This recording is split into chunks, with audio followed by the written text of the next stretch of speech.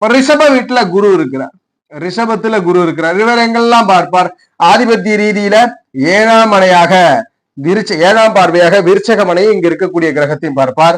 5ஆம் பார்வையாக கன்னியும் கன்னியில் இருக்கக்கூடிய கிரகத்தையும் பார்ப்பார்.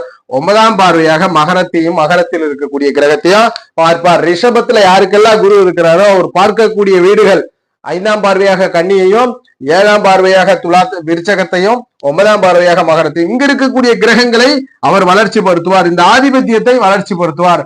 அந்த வளர்ச்சி யோகமா அவயோகமான்றது கிரக இணைவு பார்வை தொடர்பை பொறுத்து. அதுபோல சனி பகவான் என்ன பண்றார்? சனி பகவான் ரிஷப மனையில இருக்கிறார். நேரடியாக 7ஆம் பார்வையாக விருச்சக மனையை பார்ப்பார். 3ஆம் பார்வையாக கடக மனையை பார்ப்பார்.